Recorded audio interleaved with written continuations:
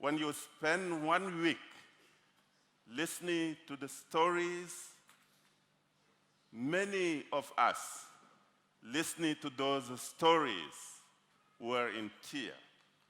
Even right now, as I see my brother from this country, I was almost in tears. Because at the leadership position, you see more clearer what is happening around the world. And this is something that should encourage us to move forward with the gospel of Jesus Christ, to move forward as messengers of hope. We will be returning to our broken world. In some places, going back home is literally like going back to the valley of dry bones described in the book of Ezekiel. Our world is uncertain as we live it today. We see the display of the political, the economical, and military power of some of our political leaders. We are scared because from the human perspective, the world is becoming more and more uncertain. And as IFES, we are in the phase of leadership transition. Maybe our hearts are also full of fear. Fear of the unknown. Fear for the future of IFES. Maybe we are fearful to face our own hearts who have been hurted, and we don't want to add more to it. The bigger fear very often is not the fear from the oppressor, is the fear from our own hearts. For our ministries, we will certainly face big challenges. In North America, they name it campus access challenges. No more freedom to have our Bible studies on campuses. In some places, our movements are not allowed to share the good news of Jesus.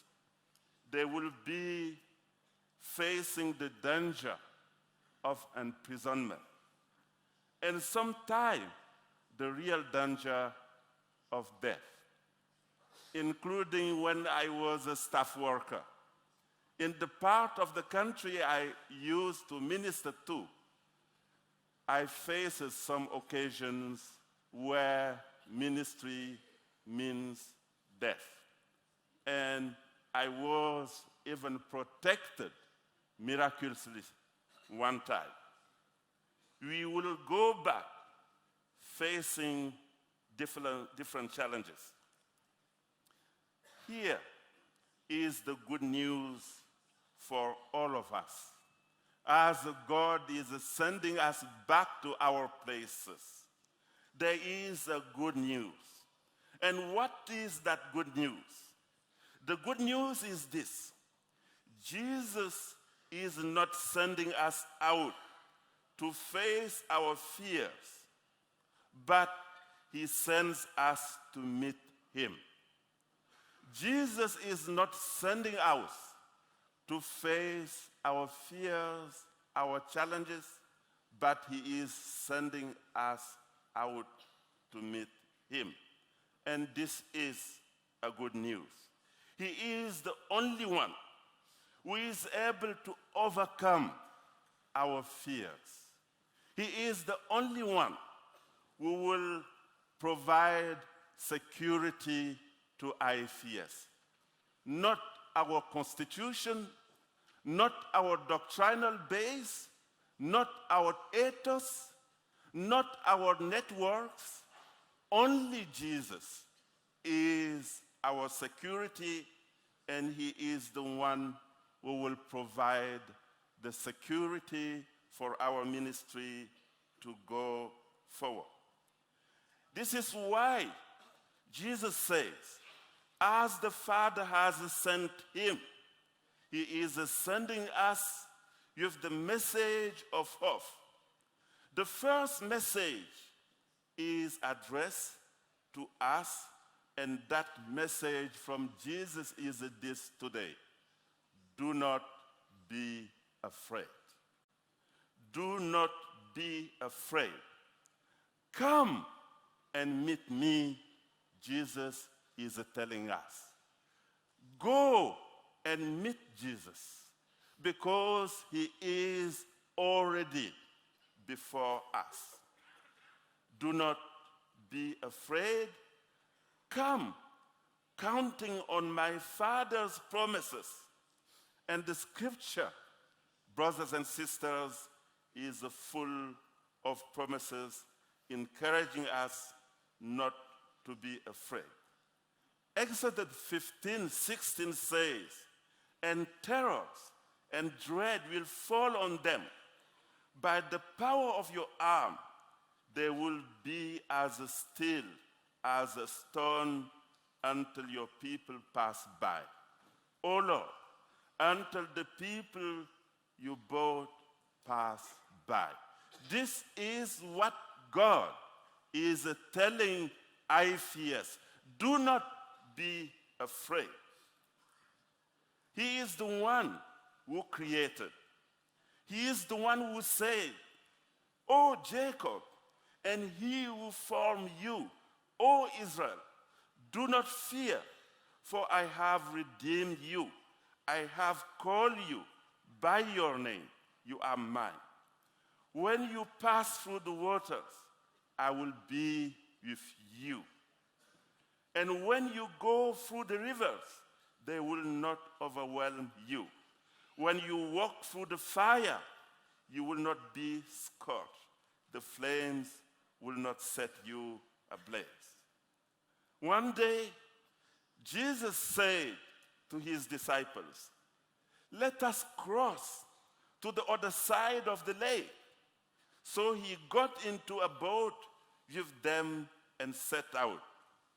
As they sailed, he fell asleep. And a squall came down on the lake, so that the boat was being swamped, and they were in great danger.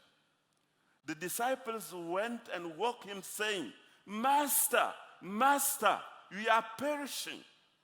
Then Jesus got up and rebuked the wind and the raging waters, and they subsided, and all was calm.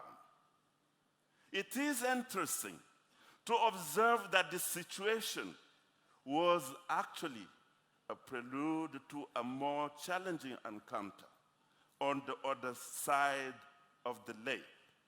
He has an encounter with the demon-possessed person on the other side of the lake.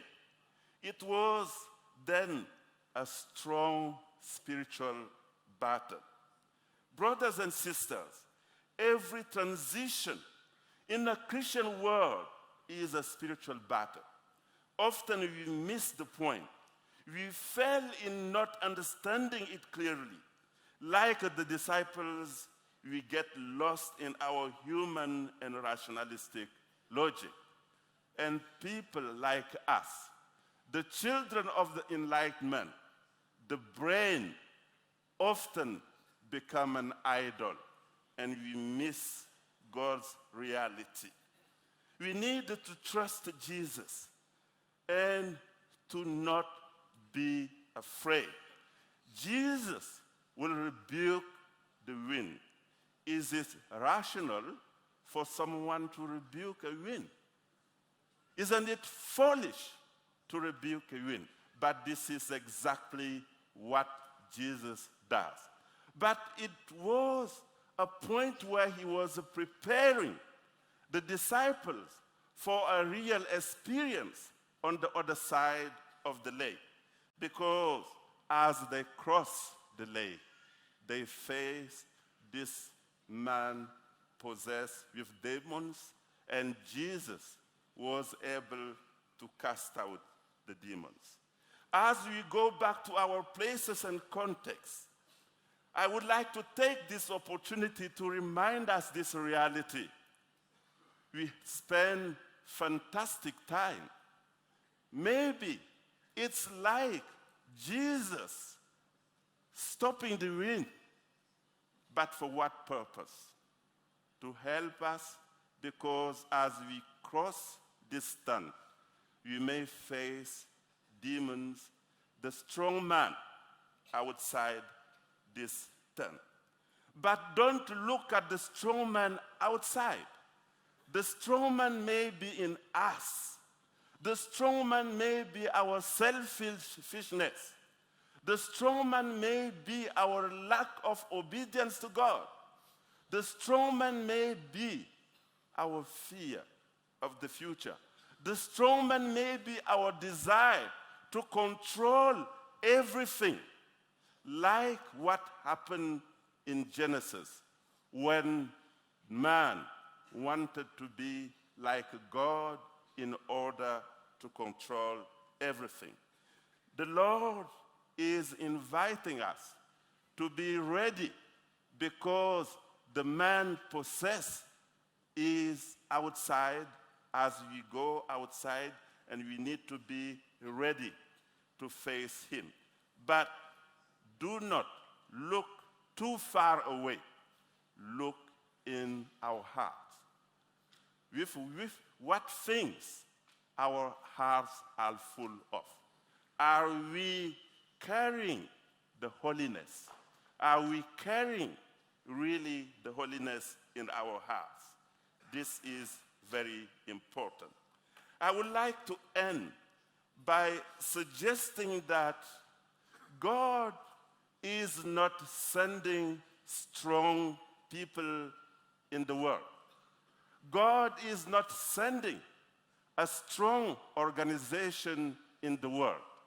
The last few months and our discussions here have reminded us that individually we are broken people.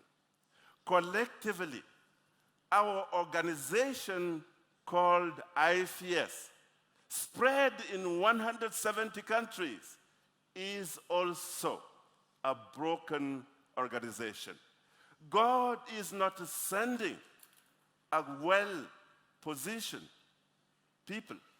God is sending broken people, broken organization to serve in the broken world. And we should remember that salvation is through vulnerability. Vulnerability of God. God's Son himself, he offered himself to vulnerability, to die. We cannot carry the message of God from a strong position, from a position of power, from a position of control. If we have to be messengers of hope, we need to start from the vulnerability posture. We go out as vulnerable people. And this helps us actually to understand our world is broken. If we don't go through the brokenness, through the vulnerability by ourselves, it will be difficult to minister to a broken world, because we cannot understand them. And this is why incarnation is a very strong theological posture. Why the Son of God decided to come and to live among us. He does in order to understand us. He made himself vulnerable in order to understand us. So IFES, we are going in the world from the position of vulnerability. We should not play power game. We should stop playing power game. We should give ourselves to vulnerability so that we can understand. A vulnerable mission to vulnerable people, this is the incarnational principle revealed and demonstrated by Jesus through his life. IFES is a broken movement, a vulnerable movement, driven by ordinary students, guided by ordinary staff. IFES has never been a successful financial organization. We live a day-to-day life. We should maintain that level of vulnerability because the vulnerability should be our identity, brothers and sisters. If we start playing power game, that will be the end of IFES. And we can easily be destroyed by our success. Maybe during these days, God is reminding us to be careful about what we may call success. Because we may take glory and go out. When I travel, when I mention the name of IFES, people are so excited. Our success is also our weaknesses. Brothers and sisters, if we don't take the posture of vulnerability, unity among us is impossible. Let's leave this place not as conquerors, showing our powers. Let's leave this place being invited by Christ to gradually, maybe painfully, develop the courage to be weak. Yes, the courage to be weak. Not only to be weak, the courage to be ready even to die. At the face of our opponent, who are ruling the world with their muscles, with their military power, the power of money, the power of technology, we are invited to oppose them with something weak.